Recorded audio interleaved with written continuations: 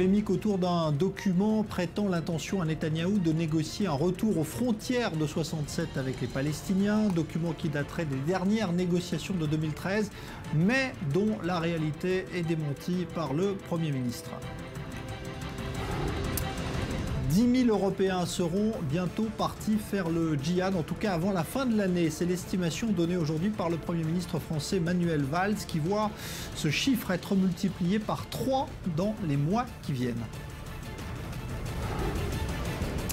La journée internationale de la femme, c'est l'occasion de dénoncer la persistance des discriminations, violences et abus dont elles sont victimes. Nous vous donnerons plusieurs exemples, et notamment en Israël.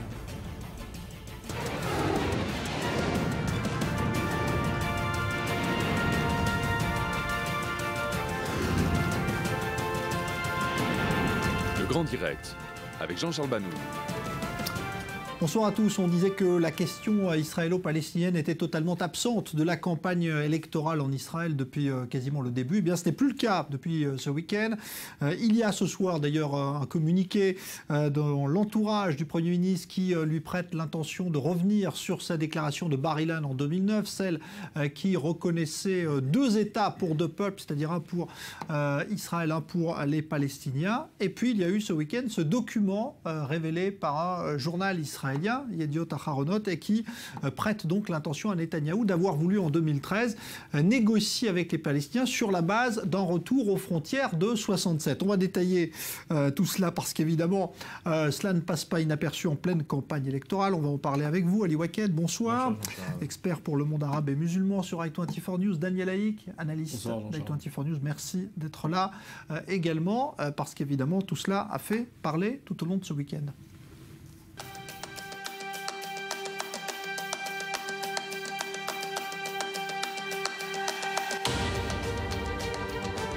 זה למעשה חזרה על כל השגיאות של ההתנתקות ללא שום תועלת, ללא שום הפקת לקחים.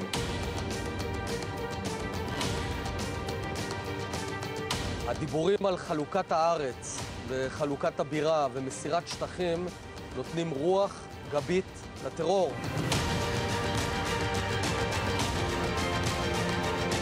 הוא לא מקבל לזה שום תמיכה ושום הכרה, לא מהעולם ולא מהפלסטינים.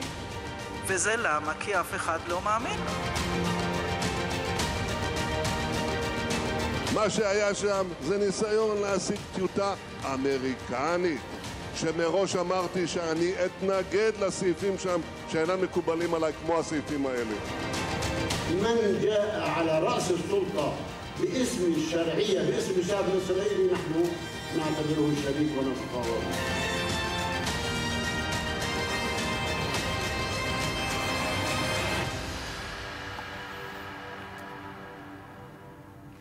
Voilà donc pour le résumé évidemment de ces déclarations, réactions du week-end après donc la publication de ce document qui date de vendredi. Qu'y a-t-il exactement à l'intérieur de ce document dont d'autres extraits ont été dévoilés aujourd'hui toujours par le même journal? Léa Berdugou. Info ou intox, à 10 jours des élections, les révélations du Yediot Aharonot, journal hostile à Benyamin Netanyahou, sont bien embarrassantes pour le Premier ministre. Le document publié daterait d'il y a 5 ans et contredit en partie les lignes rouges sans cesse rappelées et défendues par Benyamin Netanyahou depuis le début de son mandat. En substance, voilà le contenu de la proposition israélienne transmise au président Obama et qui serait toujours restée sans réponse. Une solution à 2 États basée sur les frontières de 1967, une solution négociée sur la question des réfugiés et sur Jérusalem. Le document dit également que certains Israéliens auront le droit de rester vivre dans l'État de Palestine, mais sous juridiction palestinienne. Il est également dit que les parties acceptent le fait qu'Israël et la Palestine auront des frontières communes permanentes et que la Palestine partagera des frontières permanentes avec la Jordanie et l'Égypte. Autrement dit, cela équivaut à une souveraineté palestinienne sur la vallée du Jourdain. Les réactions politiques ne se sont pas faites attendre. Pour Naftali Bennett, chef du parti Foyer Juif, les masques sont tombés. Benyamin Netanyahou dément catégoriquement avoir été à l'origine d'une telle proposition et d'avoir accepté ces concessions. Pour Tzipi Livni, la réponse de Benyamin Netanyahou est tout simplement lâche.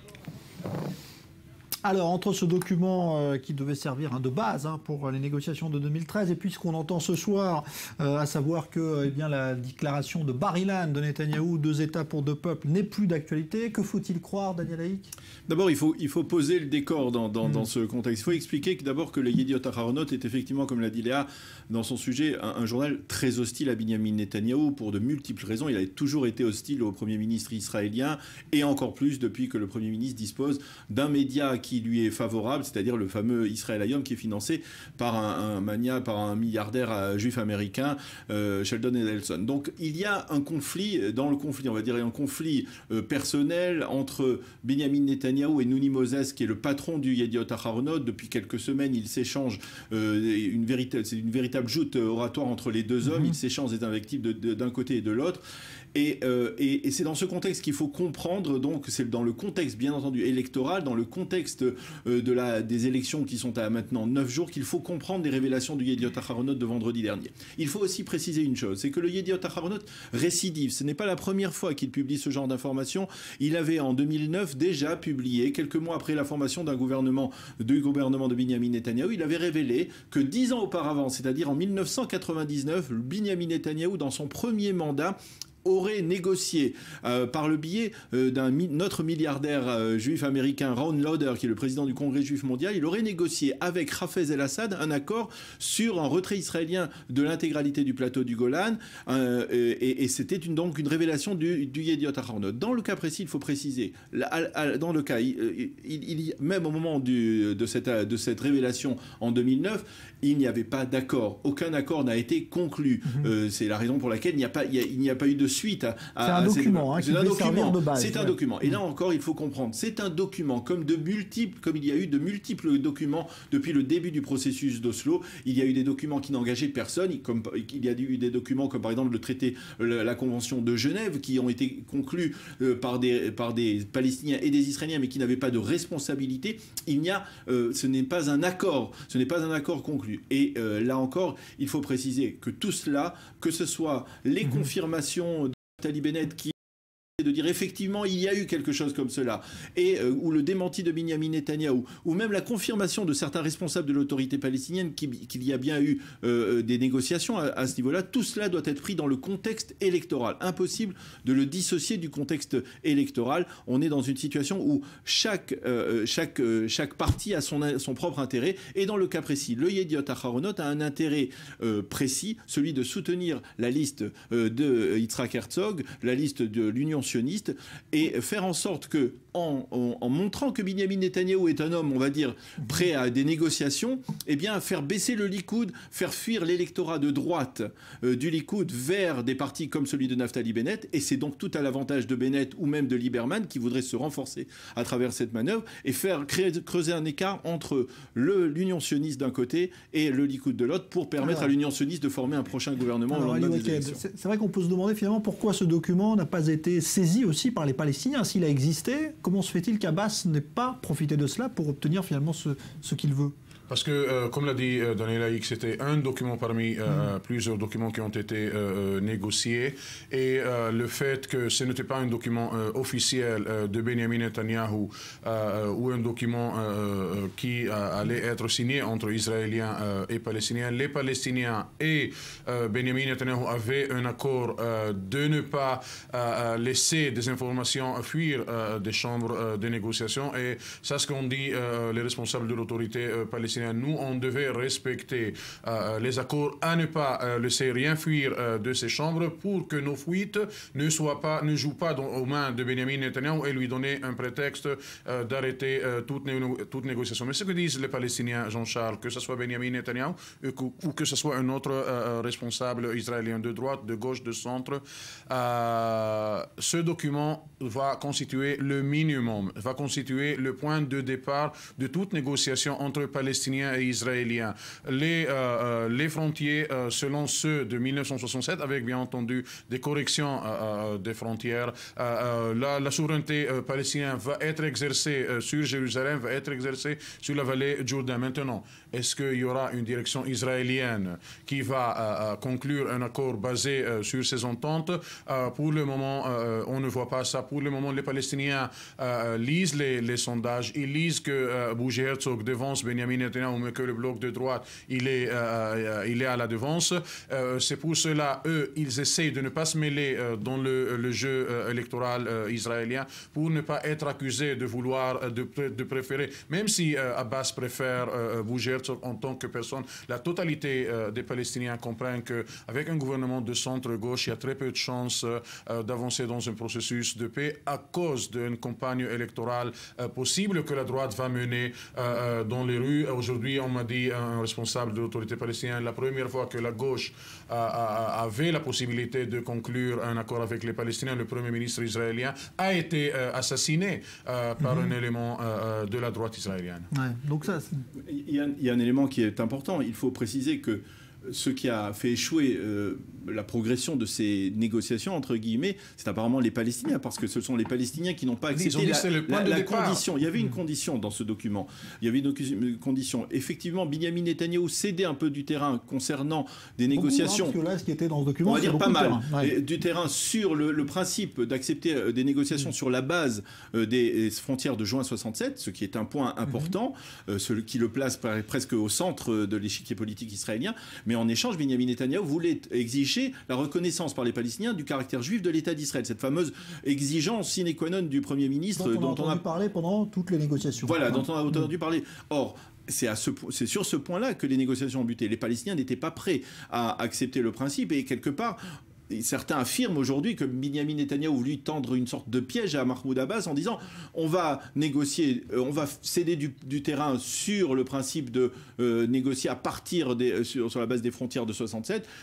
Parce que d'une manière ou d'une autre, Mahmoud Abbas n'est pas capable d'accepter le principe d'une reconnaissance d'un État juif. C'était à l'époque, c'était en 2009, bien avant que l'État juif devienne un sujet de polémique à l'intérieur de l'État d'Israël, pas seulement au niveau international. S'il va y avoir des fuites dans le futur de l'équipe de négociation palestinienne, Jean-Charles, on verra qu'il y a pas mal de dirigeants palestiniens qui ont demandé à Abou Mazen de penser ou de repenser cette reconnaissance de la nature juif de l'État d'Israël. Dans les années fin 90, début 2000, c'était droit du retour contre Jérusalem. Les Palestiniens renoncent au droit de retour. Israël fait des concessions à Jérusalem.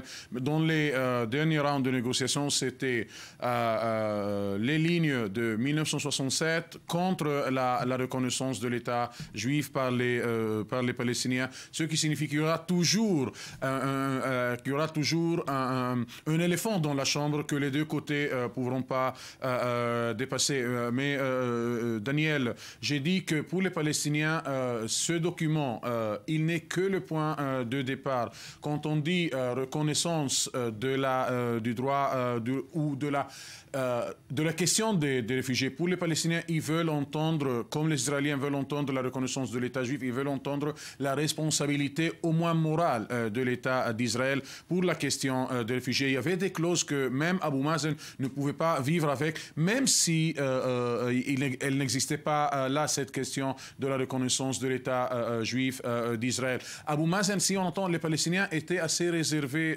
ce week-end, alors qu'ils devaient même danser avec la révélation de ce document. C'est parce que lui, il savait qu'il y a la droite palestinienne, il y a le Hamas palestinien qui l'attend au coin si jamais les Palestiniens osaient reconnaître que ce document devait être la base d'un accord entre Israéliens et Palestiniens, simplement parce que Abou Mazen indirectement renoncer au droit de retour des réfugiés palestiniens. Ouais, donc il y a chacun finalement ses lignes rouges, côté israélien et côté palestinien. Il faut aussi se rappeler du contexte. C'est important de le replacer dans le contexte. En 2009, on était dans un contexte où Benjamin Bar-Ilan. Non, alors je parle de ces révélations, de ces révélations de négociations qui auraient pu Ces révélations parlent de 2013.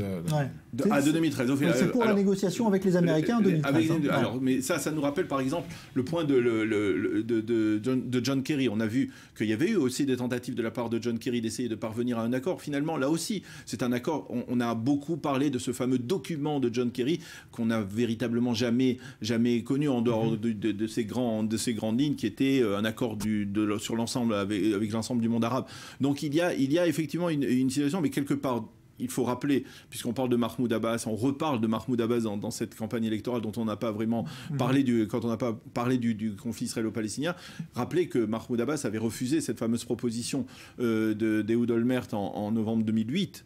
En novembre 2008, cette fameuse proposition qui consistait à faire des compromis territoriaux extrêmement importants au niveau d'une parité totale, d'un retrait israélien de l'intégralité de la Judée et de la Samarie, à l'exception des grands blocs, avec une parité concernant des terrains qui auraient pu être, par exemple, dans le sud de la bande de Gaza, qui auraient pu élargir la bande de Gaza, et que là aussi, quelque part, il y avait Ehud Olmert, à l'époque, qui était Premier ministre, sur la fin de son mandat, avait essuyé une fin de non-recevoir, ou même pas de réponse de la part de Mahmoud Abbas. Alors quand on voit ce soir, donc effectivement, ces nouvelles informations qui nous prennent le contre-pied là de ce qui a été dit, finalement, comme selon lesquelles Netanyahou reviendrait sur Bar Ilan. Est-ce que ça, c'est une surprise à votre avis pour les Palestiniens, ou est-ce que finalement ils vont se dire encore la même chose, c'est la campagne électorale, c'est pour ça que Netanyahou dit ça, c'est encore pour prendre l'électorat de droite? Non, ils n'ont pas dit que c'est la campagne électorale, ils ont dit que c'est Netanyahou. Et que Bar Ilan, ce n'était pas Netanyahou, et que finalement la campagne électorale a obligé Benjamin Netanyahou de présenter ses vraies pensées, son vraie idéologie, et de ne pas se cacher derrière le discours de Bar Ilan, qu'il n'avait jamais l'intention de le mettre en place malgré ce document qui a été révélé. Pour les Palestiniens, ce que a essayé Benjamin Netanyahou de faire au cours de ces 6 dernières années, de faire implanter l'idée que c'est un conflit qui ne peut pas être résolu, et qu'il faut comme alternative essayer de gérer ce conflit, d'essayer de mener des négociations sans que l'impasse dans les négociations se déclenche en un conflit qui confronte Israéliens et Palestiniens. Mais Jean-Charles, ce qui est intéressant, quand on pousse les Palestiniens contre le mur et quand on leur dit « Est-ce que vous préférez Herzog, Livni ou Benjamin Netanyahou ?» C'est vrai qu'en tant que personne, ils préfèrent tous Bougie Herzog et Tzipi Livni, mais ils savent que pour conclure un accord, il y a besoin d'une participation de la droite israélienne, d'un tampon, d'une signature d'un parti de la droite, et le Likoud, c'est le parti le plus important. Ils se demandent tout le temps, est-ce que Benjamin Netanyahou, s'il perd de 2-3 sièges, il va renoncer et il y aura des primaires au sein du Likoud? Est-ce que Guidon Saar reviendra? Donc les Palestiniens s'intéressent sur ce qui va se passer au sein du Likoud, et non pas si Bougie Herzog va gagner ou non. Pour eux, il est clair que la politique israélienne sera dirigée dans les années à venir par la droite israélienne, et la question, est-ce qu'il y aura des personnes plus pragmatiques, des personnages qui vont s'intéresser plus à avancer dans le conflit israélo-palestinien que soit intéressés à leur survie politique, comme l'a fait Benjamin Netanyahou. Pourtant, on a quand même le sentiment que Mahmoud Abbas, qui représenterait une forme de leadership modéré chez les Palestiniens, et quelque peu presque certains des députés arabes israéliens à travers le fait que, par exemple, dans ce front unifié des Arabes, des partis arabes israéliens, on a vu que, par exemple, ils n'ont pas été capables, il y a des partis comme le parti Balad et comme le parti islamiste israélien qui n'ont pas accepté le principe, même le simple principe de former un report des voix, un accord de report des voix avec le parti Meretz, alors que l'on aurait pu s'y attendre. Et justement là, il y a un rapport de force entre les durs au sein des députés arabes israéliens, des partis arabes israéliens, et les plus modérés. Et quelque part, on avait le sentiment que Mahmoud Abbas aurait voulu un peu plus s'impliquer pour essayer de pousser un peu plus les partis arabes à être présents, d'impliquer un peu plus que la population arabe israélienne aille voter pour essayer d'influencer, parce qu'on voit aussi que le taux de participation des Arabes israéliens semble augmenter d'après les sondages, il y a quelque part un peu un sentiment que l'aile droite, l'aile plus radicale, on va dire, chez les Arabes israéliens est un peu en train de bloquer un peu Mahmoud Abbas. Est-ce que je me trompe? Vous vous trompez pas, mais Mahmoud Abbas était tout le temps prudent de ne pas se mêler, au moins pas publiquement, dans la campagne électorale israélienne. C'est pour cela, cette fois-ci, il n'a pas invité, comme il a fait dans des précédentes campagnes, invité des journalistes israéliens pour essayer de présenter sa marchandise politique. Une fois, c'était essayer de faire revivre l'initiative arabe saoudienne de 2003. Cette fois-ci, Mahmoud Abbas a essayé de garder un maximum de neutralité pour ne pas jouer aux mains de la droite israélienne, notamment de Benjamin Netanyahu. Mais ce n'est pas un secret que Mahmoud Abbas et son équipe ont joué un rôle dans la formation de cette liste unie arabe. Mais quand on venait à signer des accords, parce que Balad, Daniel Haïk, est aussi accusé par des nationalistes arabes qu'elle a trahi sa ligne nationaliste et que par le fait qu'elle participe aux élections israéliennes, elle lâche son drapeau nationaliste et reconnaît directement ou indirectement la nature sioniste des institutions israéliennes. Alors, je voudrais qu'on voit justement comment les Israéliens, en cette période agitée électorale, au lendemain d'un rassemblement de plusieurs milliers de personnes à Tel Aviv pour demander le remplacement de Netanyahou à l'occasion de ces élections, comment ces Israéliens réagissent-ils à ces révélations? Est-ce qu'ils estiment plausible que Netanyahou ait pu envisager de négocier sur la base des frontières de 67? Écoutez ces réactions recueillies par Léa Volbert. Déjà, il devrait être réélu. Ensuite, il pourra décider. Mais j'espère qu'il ne sera pas réélu. Nous, Juifs français, nous sommes contre le retour aux frontières de 67. Oui, de toute façon, Netanyahou a de l'expérience. Il faut lui donner une chance et lui laisser le temps. S'il s'associe à Moshe Kahlon, peut-être que les choses vont s'arranger. Il n'est pas honnête, il ne va pas rendre de territoire, rien ne va changer. Je pense qu'il ne pense pas ce qu'il dit. Il essaye de gagner du temps pour pouvoir régner plus longtemps. Je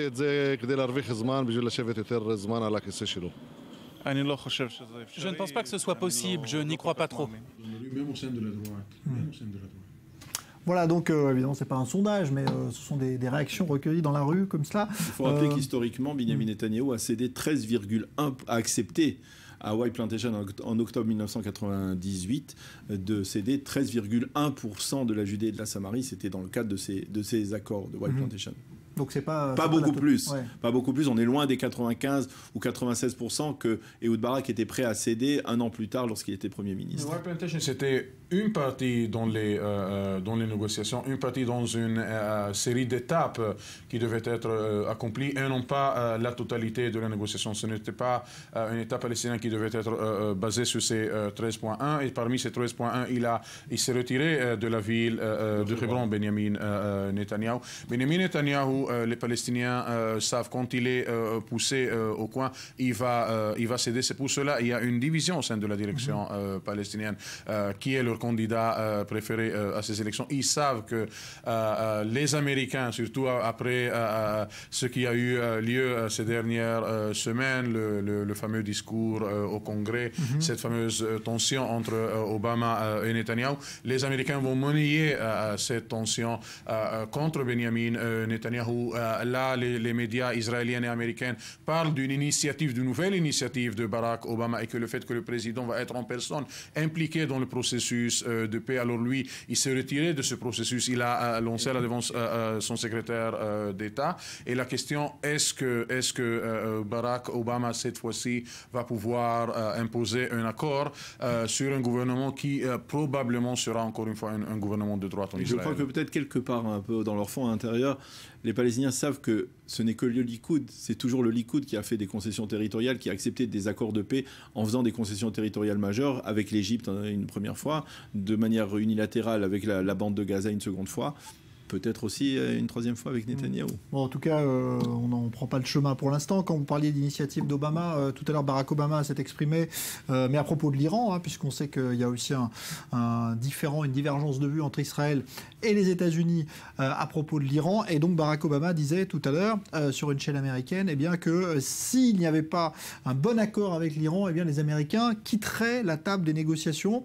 Vous avez l'impression que là-dessus, les Américains se rapprochent de la position israélienne de plus en plus, ou est-ce qu'ils ont leur idée Barack Obama répète ce qu'a dit hier le secrétaire d'État John Kerry. C'est pour dire, c'est pour aller à l'encontre de cette thèse qu'on avait tout le monde presque, que les États-Unis voulaient un accord presque à tout prix. Alors ce que disent les Américains, ce n'est pas à tout prix qu'un accord sera conclu avec l'Iran, mais il y a plus de chances qu'il y a un accord, ce même accord que Benjamin Netanyahu a fait son discours là-dessus, que finalement il n'y aura pas d'accord pour les Iraniens, il n'y aura pas une autre chance après fin mars, c'est ce qu'il déclare au moins. Mais moi je pense que Barack Obama et son secrétaire d'État essayent de rassurer les pays du Golfe, essayent de rassurer le lobby israélien aux États-Unis, mais l'idée générale de l'administration américaine, c'est qu'il faut arriver presque à tout prix à un accord avec l'Iran, c'est la thèse encore valable. Ouais.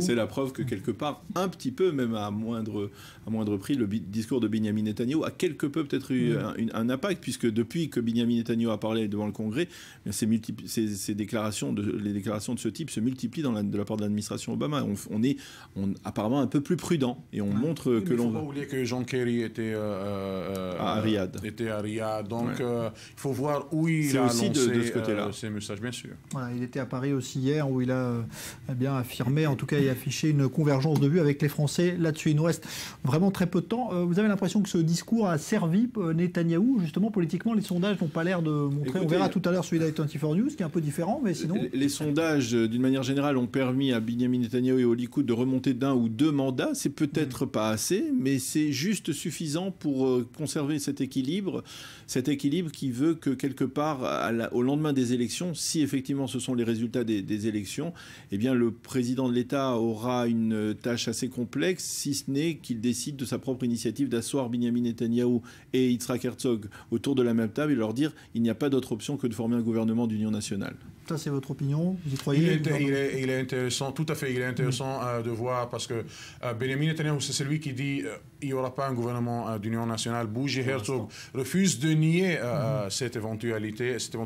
Il va être très intéressant de voir le score à la fin, au lendemain de la journée du 17 va compter. Si la différence entre les deux grands partis sera importante, je pense que ils vont faciliter la tâche du président de l'État. Mais si jamais il y a le même nombre de sièges, la grande question va, est-ce que Benjamin Netanyahu ira pour un gouvernement de sièges et se risquer d'une campagne très dure de la part de Naftali Bennett de la droite israélienne, surtout quand il y a toujours au fond ce fameux document publié à Yediot Ahronot. Alors on verra ça évidemment, en tout cas ce soir. Donc la dernière tendance, en tout cas, c'était de dire que Bar-Ilan n'était plus d'actualité, mais ça aussi, ça mérite d'être analysé, décortiqué dans les heures qui viennent. On va évidemment y revenir. Merci Ali Waked, merci Daniel Haïk. On a notre page spéciale élection, évidemment, tout à l'heure, dans environ une demi-heure, avec un nouveau sondage réalisé pour I24 News par Geocartographia. C'est un organisme indépendant israélien. On verrait que ce n'est pas exactement les tendances que vous avez observées ces derniers jours, mais on est à 10 jours maintenant du fameux scrutin du 17 mars. On se retrouve dans un instant pour évoquer le djihadisme en Europe avec des chiffres qui sont inquiétants.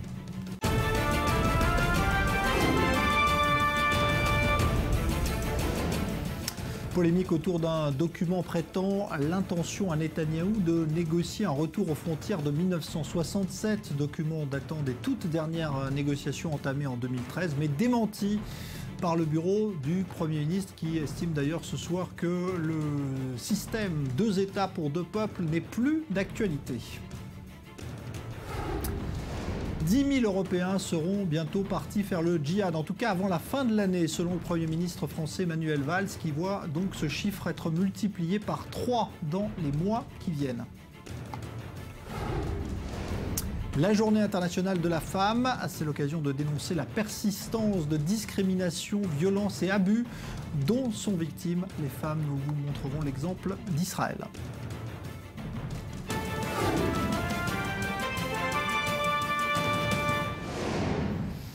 Nouvel exemple donc de ces candidats au djihad de plus en plus jeunes. En Australie, 2 adolescents ont été interceptés à l'aéroport de Sydney ce week-end au moment où ils s'apprêtaient à embarquer vers la Syrie et sans doute s'enrôler au sein de l'État islamique. 2 nouveaux candidats au djihad donc au moment où l'Occident s'inquiète et le Premier ministre français Manuel Valls a dévoilé des chiffres aujourd'hui particulièrement inquiétants sur ce nombre de djihadistes venus d'Europe qui seront comptabilisés d'ici à la fin de l'année dans les rangs de l'État islamique. Julia Ganancien. 10 000 Européens pourraient rejoindre les groupes djihadistes en Syrie et en Irak d'ici fin 2015. C'est 3 fois plus qu'actuellement. En France, 1400 personnes, essentiellement jeunes, sont concernées, qu'elles se trouvent sur place, en soient revenues ou cherchent à s'y rendre, un chiffre qui a doublé en un an. Un constat alarmant. Il y a 3000 Européens aujourd'hui en Syrie et en Irak. Quand on se projette dans les mois qui viennent, il pourrait y en avoir 5000 avant l'été et sans doute 10 000 avant la fin de l'année. Est-ce que vous vous rendez compte de la menace que cela représente ? Une menace qui n'est pas seulement française. Des pays comme la Belgique, les Pays-Bas, le Danemark ou le Royaume-Uni comptent également d'importants contingents djihadistes. Confrontés à la perspective de retour de ces djihadistes ou au risque de passage à l'action violente de jeunes radicalisés, la France veut agir. Près de 90 Français sont déjà morts en Syrie et en Irak, les armes à la main. Le Premier ministre français veut lutter, mais reste vague sur les moyens. Il faut une grande vigilance et en même temps il faut une mobilisation de la société, des familles et aussi un message qui s'adresse à cette jeunesse, une partie de cette jeunesse très minoritaire mais qui dévoyée veut aujourd'hui comme projet de vie donner la mort.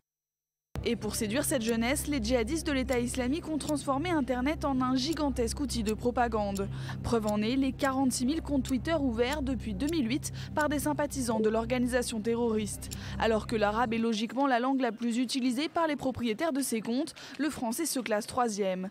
Étonnant, pas tout à fait, quand on sait que la France se classe parmi les pays occidentaux qui comptent le plus au ratio par habitant de ressortissants partis se battre dans les rangs de l'État islamique en Syrie et en Irak. Alors en ligne avec nous, Alain Rodier, qui est expert au Centre français du renseignement. Bonsoir Alain Rodier. Bonsoir. Première question, donc ce chiffre de 10 000 qui serait atteint donc à la fin de l'année, alors qu'on est à 3 000 comptabilisés actuellement, est-ce que ça vous semble réaliste, plausible ? Bon, c'est tout à fait possible. Il n'y a pas de raison de remettre en cause les chiffres du ministère de l'Intérieur, ceux qui ont informé le Premier ministre. Donc, tout à fait possible, mais c'est effectivement extrêmement... Mais alors, on est en pleine mesure justement de prévention. On essaie de faire voter des lois pour empêcher ces jeunes de prendre justement l'avion et de se rendre en Syrie comme cela était le cas avant. Ça veut dire que quoi ? Ces mesures sont inefficaces selon vous ? Bon, la raison pour laquelle partent les jeunes ou les moins jeunes vers le théâtre syro-irakien, c'est surtout une raison d'aventure. Ils vont chercher l'aventure sur cette terre de djihad. Mais il faudrait qu'ils soient convaincus d'une chose, c'est qu'ils vont d'abord avoir à combattre d'autres musulmans, puisque cette guerre, c'est d'abord une guerre entre sunnites et chiites, et ensuite c'est une guerre entre sunnites eux-mêmes, c'est-à-dire entre les salafistes djihadistes et ce qu'on pourrait appeler les plus modérés. Donc il faudrait qu'ils soient convaincus de cela avant de partir. Alors ils vont partir, ou ils sont en train de partir d'ailleurs pour ces milliers de jeunes, 10 000 donc selon ce qu'a dit Manuel Valls. Qu'est-ce qu'on fait d'eux une fois qu'ils reviennent ? Parce que ça va devenir très compliqué à gérer. Oui, le retour est extrêmement problématique. Il est tout à fait punissable dans la loi française, mais cela dit, la position de les incarcérer n'est certainement pas la bonne, dans la mesure où d'abord ils sont un petit peu trop nombreux, puis surtout il y en a beaucoup qui reviennent totalement déçus et révoltés. Ils ont connu, donc il faut les reprendre en main d'une façon psychologique et bon, ça nécessite effectivement des programmes de réaction qui sont extrêmement compliqués, mais qui ont déjà été œuvre en Europe. Merci Alain Rodier donc, pour cette intervention en direct. Je rappelle que vous êtes expert au Centre français du renseignement. Le Mali, lui, replonge dans la violence au lendemain de l'attentat meurtrier qui a visé des Occidentaux à Bamako. C'est un camp de l'ONU qui a été ciblé par des tirs à Kidal dans le nord. Un casque bleu, 2 civils ont été tués. Léa Volbert. Nouvelle attaque ce dimanche à Kidal, dans le nord-est du Mali. Un camp de la mission de l'ONU MINUSMA a essuyé une trentaine de tirs de roquettes et d'obus. 3 personnes ont été abattues, un soldat de l'ONU et 2 civils. Une douzaine de personnes ont été blessées, parmi lesquelles 8 soldats. Plusieurs roquettes sont tombées dans un campement de civils situé à environ 3 km de la base de l'ONU. On dormait quand les roquettes sont tombées. 3 ont été tirées près de nous et d'ailleurs la 3e est tombée à l'intérieur de chez moi. 2 personnes sont mortes et 3 sont gravement blessées, dont ma femme. Samedi, un premier attentat a touché un restaurant en plein cœur de Bamako. 3 Maliens, un Français et un Belge ont été tués, au moins 8 autres civils blessés. Une attaque presque simultanément revendiquée par Al-Mourabitoun, le groupe djihadiste de l'Algérien Mokhtar Belmokhtar. Probablement l'un des hommes les plus recherchés au monde, l'armée tchadienne affirme l'avoir tué en mars 2013, mais sa mort n'a jamais été confirmée. D'abord membre d'Al-Qaïda au Maghreb islamique, il crée son propre mouvement avec lequel il mène, entre autres, la prise d'otage d'In Amenas en Algérie début août 2013. Dans un enregistrement audio, le groupe Al-Mourabitoun dit vouloir venger son prophète de l'Occident mécréant qui l'a insulté et moqué. Allusion aux caricatures de Charlie Hebdo. Mais au moment même où un accord a été présenté pour faire la paix totale entre l'ensemble des Maliens, cet acte terroriste lâche odieux est évidemment d'autant plus durement ressenti. En tout cas, je veux redire aux victimes et leurs familles, et en particulier à la famille de Fabien Guillaumard, à quel point nous sommes à leur côté. C'est la première fois qu'une attaque vise délibérément des Occidentaux à Bamako. Le Premier ministre malien s'est rendu sur les lieux. Il appelle à ne pas se laisser distraire afin de mener à bien les négociations en cours avec les rebelles Touaregs. La MINUSMA a quant à elle annoncé avoir mis à disposition des autorités maliennes des enquêteurs et experts en scène de crime pour trouver les auteurs de l'attentat de Bamako. À Moscou, la justice pense avoir interpellé ceux qui sont les auteurs du meurtre de l'opposant Boris Nemtsov. Il s'agit de ressortissants tchétchènes. L'un d'entre eux aurait même avoué sa participation au meurtre, ce qui pour l'instant semble éloigner la piste menant au Kremlin et au président Poutine. Leslie Rezoug. Nouveaux éléments dans l'enquête sur le meurtre de Boris Nemtsov. Ce dimanche, les autorités russes ont annoncé l'arrestation de plusieurs suspects. Tué de plusieurs balles dans le dos sur un pont près du Kremlin, l'assassinat de l'opposant politique avait soulevé une vague d'indignation dans le pays. Comme vous le savez, suivant l'ordre du président du pays Vladimir Poutine, le service fédéral de sécurité, le ministère de l'Intérieur et la commission d'enquête ont été chargés de créer un groupe d'enquête opérationnel afin d'enquêter sur l'assassinat de Boris Nemtsov. Je voudrais vous informer que le travail qui a été mené a abouti à l'arrestation de 2 suspects. Il s'agit de Goubachev, Anzor et de Dadaïev, Slaour. Le chef de l'État a été informé à ce sujet. Les étapes opérationnelles nécessaires à l'enquête se poursuivent. Ces 2 Russes d'origine tchétchène et 3 autres suspects ont été arrêtés vendredi et samedi en Ingouchie, république instable voisine de la Tchétchénie dans le Caucase russe. L'un d'entre eux aurait déjà avoué le crime selon le porte-parole du tribunal. Des arrestations qui pourraient donc permettre de faire la lumière sur le mobile de l'assassinat de Boris Nemtsov. Alors que les autorités enquêtent, certaines pistes commencent à se dessiner. Les enquêteurs envisagent d'une part la piste islamiste. Boris Nemtsov avait notamment apporté son soutien à la rédaction de Charlie Hebdo après l'attaque des frères Kouachi début janvier. Mais l'assassinat aurait également pu être motivé par des aspirations nationalistes.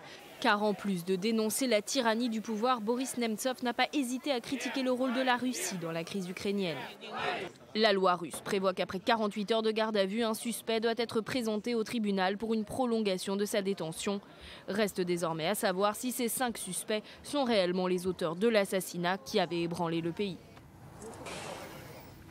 Un an après le drame, la Malaisie et l'Australie ont toujours l'espoir de retrouver l'épave de l'avion de la Malaysian Airlines disparu dans l'océan Indien. Le vol MH370 reste un mystère, d'autant que rien ne semble devoir être reproché au pilote de l'avion, Steve Jourdain.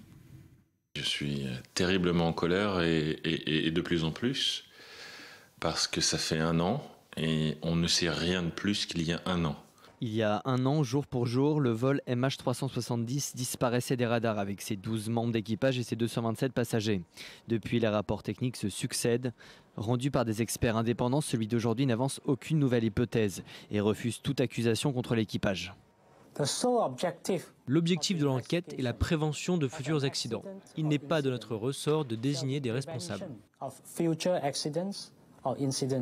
Le rapport assure qu'aucune anomalie mécanique ne peut être clairement mise en évidence. Le 29 janvier, les autorités malaisiennes optaient pour la thèse de l'accident, mais malgré les recherches internationales, l'avion reste introuvable. On a pu déterminer que l'avion avait contourné le nord de l'île de Sumatra et il avait poursuivi une route vers le sud-est dans l'océan Indien. Et le vol s'est interrompu au bout de 7h30 de vol en tout à peu près. Voilà ce qu'on sait aujourd'hui et on n'en sait pas plus. Hypothèse la plus probable retenue par les experts, une brusque chute d'oxygène aurait rendu les passagers inconscients.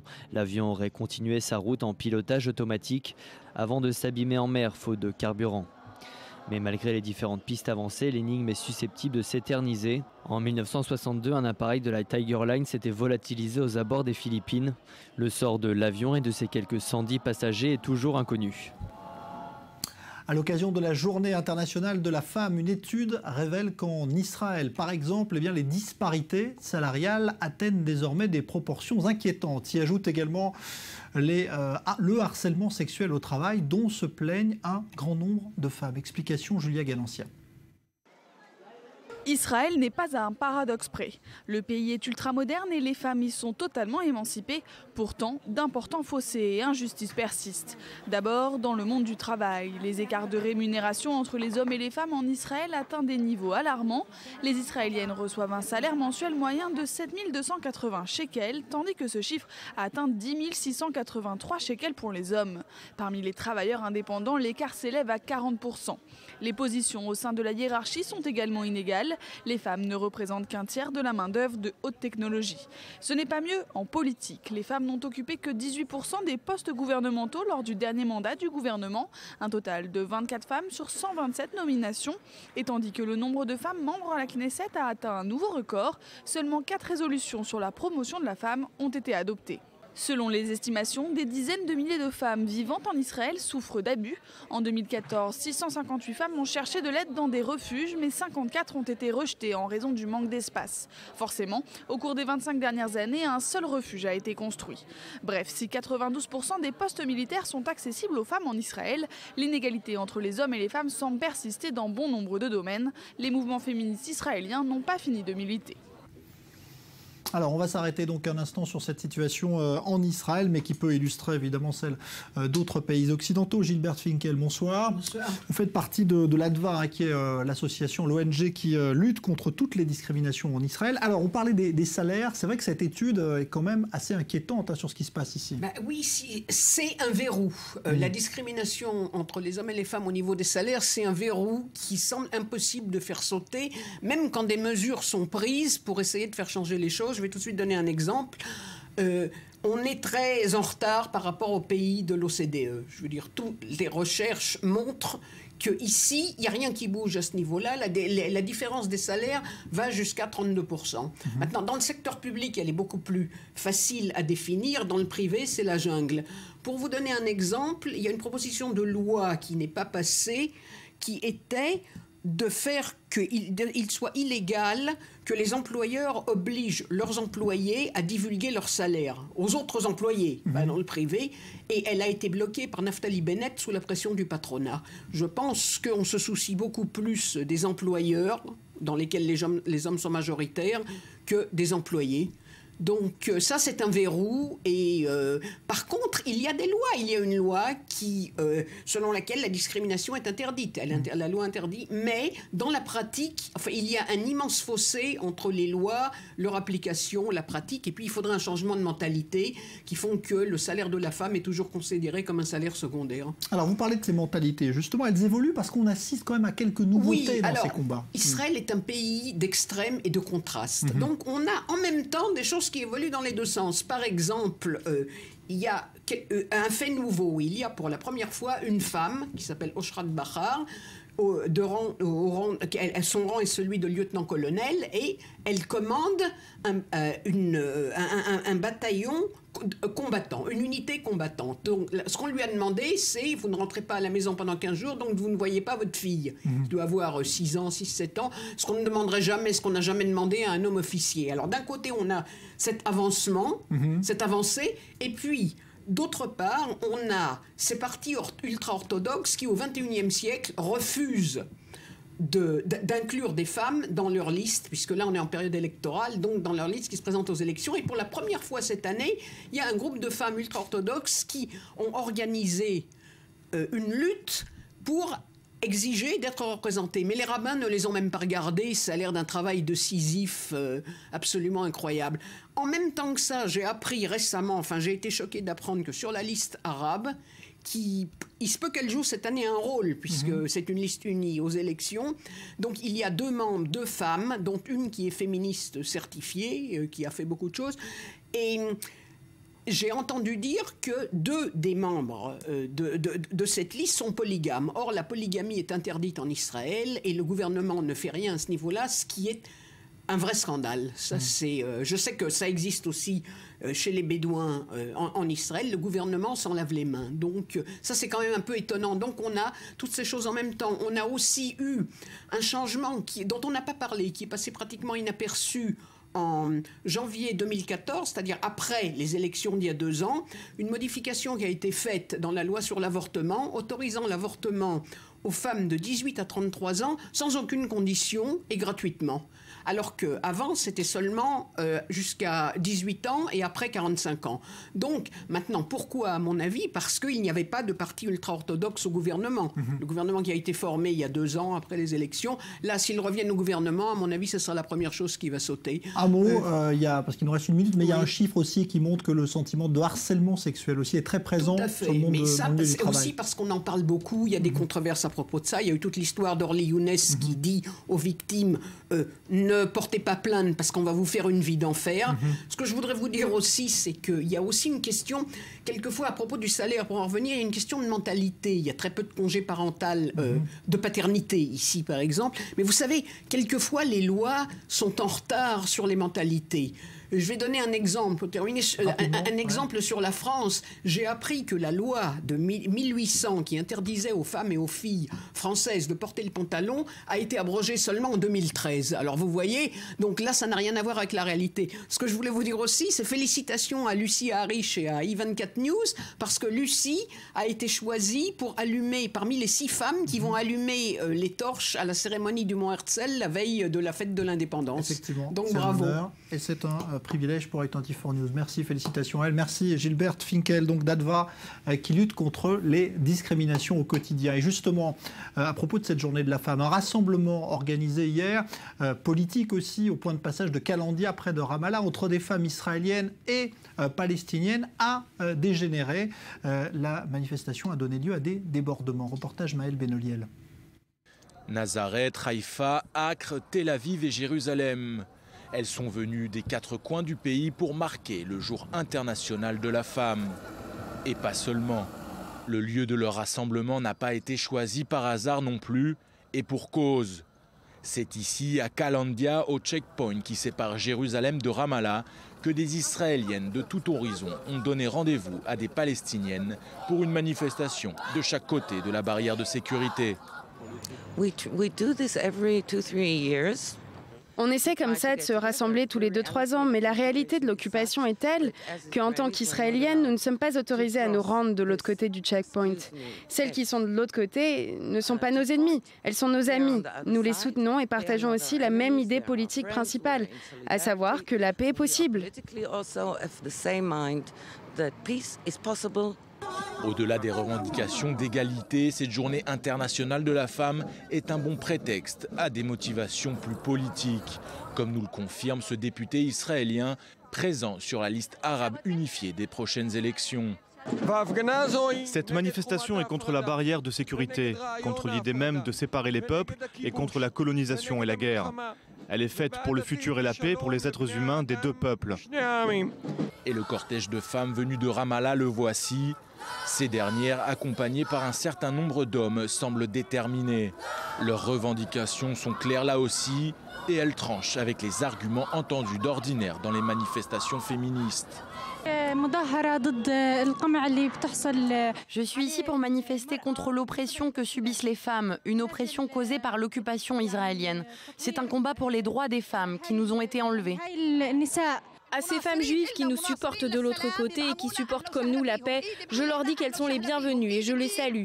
Tous ceux qui supportent notre combat pour la fin de l'occupation sont les bienvenus. Quelques minutes seulement après l'arrivée du cortège au niveau du point de passage de Kalandia, la manifestation dégénère.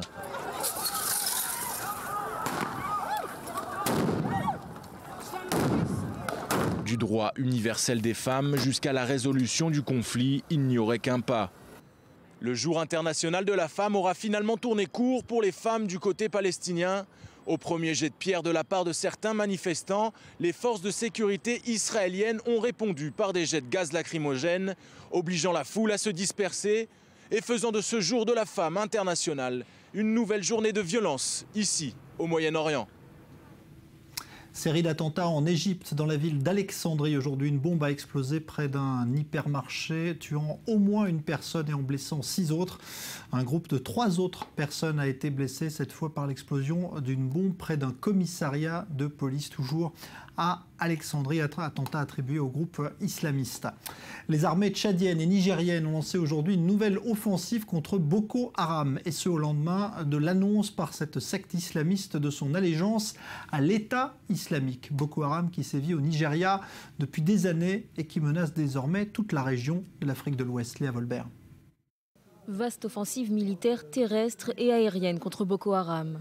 24 heures à peine après la déclaration d'allégeance du groupe djihadiste à l'État islamique, les armées du Tchad et du Niger ouvrent un nouveau front au nord-est du Nigeria, proche de la frontière du Niger. Depuis la fin du mois de janvier, l'armée tchadienne déploie ses troupes au sol en territoire nigérian depuis le Cameroun, de l'autre côté du lac Tchad.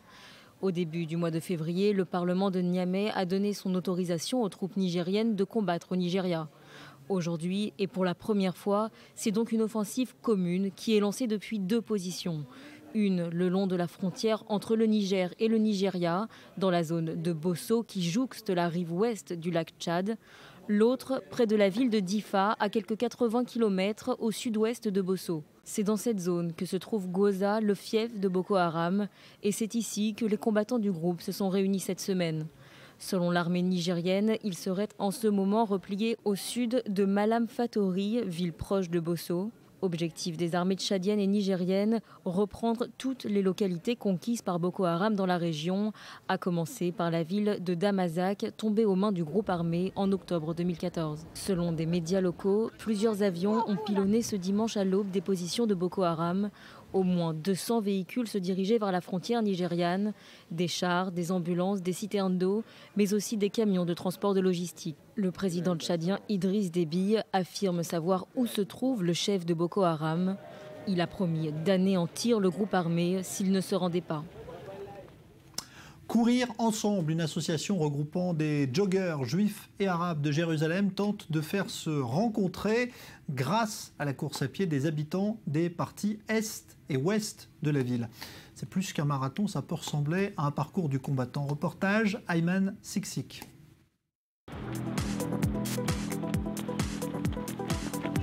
Il n'y a pas d'interaction entre les sociétés de l'Est et de l'Ouest de Jérusalem, surtout auprès des jeunes.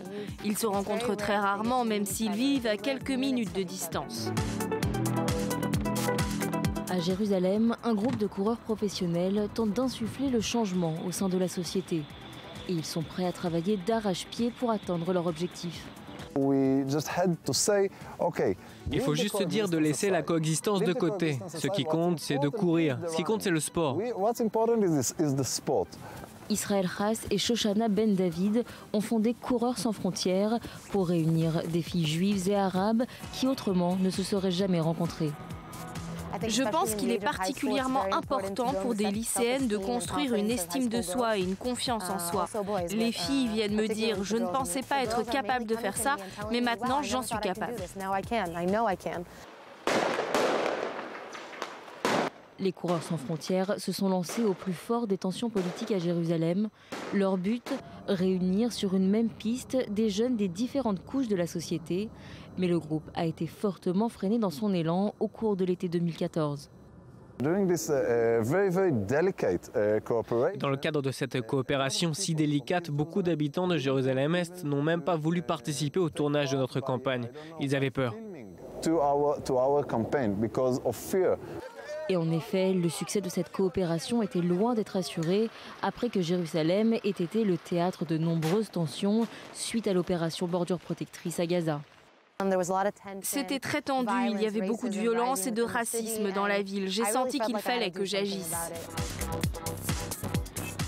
Et c'est sur la piste que le sentiment de sécurité s'est rétabli. Quand on court, peu importe qui on est, d'où on vient, quelle est notre religion ou notre culture, c'est une connexion pure entre les personnes. Israël et Shoshana tentent désormais de recruter de jeunes garçons grâce à une campagne de financement sur Internet. Je suis optimiste, je sais que c'est une bonne cause. Nous voulons fonder une ONG pour créer d'autres groupes comme celui-là à Jérusalem et dans d'autres villes mixtes. Un but encore lointain pour Coureurs sans frontières, mais entre-temps, leur ambition est certes modeste, mais loin d'être évidente. Convaincre Israéliens et Palestiniens d'accélérer le pas vers une réelle coexistence. Voilà, une élection, c'est aussi une course de longue haleine. On va se retrouver dans un instant pour notre spéciale élection israélienne. On sera d'ailleurs en direct de Tel Aviv, où en ce moment, vous allez le voir à l'image d'ailleurs, le leader de la liste Union sioniste, Yitzhak Herzog, est en train de s'exprimer devant les immigrants francophones d'Israël. C'est un meeting donc, qui a lieu en ce moment. On retrouvera Léa Berdugo qui suit cela pour nous. Et puis débat évidemment, nouveau sondage dont on vous donnera les chiffres. C'est dans un instant, juste après la pause. Restez avec nous.